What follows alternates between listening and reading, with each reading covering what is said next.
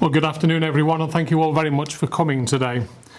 The Council of Ministers met today to establish measures to protect the island and its residents in light of the developing global coronavirus pandemic. Decisions have had to be made in the best interests of our community and economy. A great deal of work has taken place over the past few days and weeks.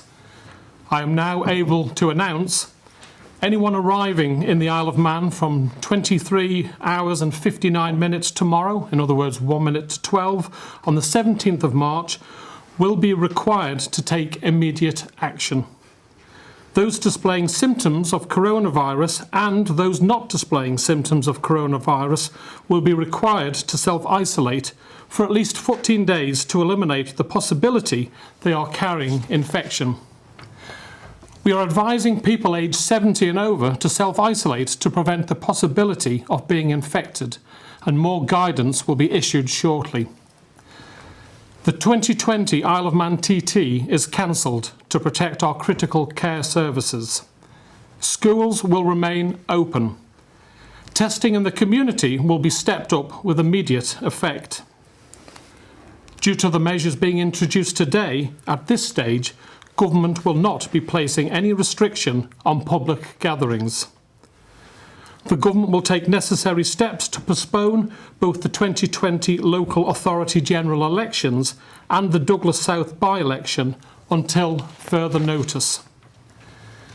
A package of measures will be introduced by the Treasury to support our workforce and protect the economy. We are taking action to protect our residents and to ensure life can continue as normal as possible during this unpredictable time. We are advising against all non-essential travel off the island. The measures being introduced from tomorrow are aimed at minimising the risk of those arriving in the island infecting our population.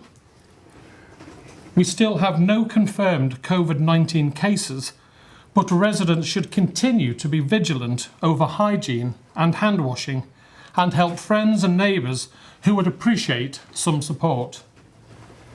Some retailers are already making provision for the infirm and elderly to shop for provisions, and that is the kind of community spirit we need at this time. I urge residents to be responsible when shopping and think of others rather than buy more than is necessary.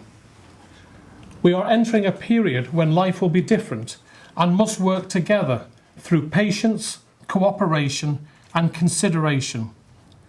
We will issue regular updates as the situation evolves.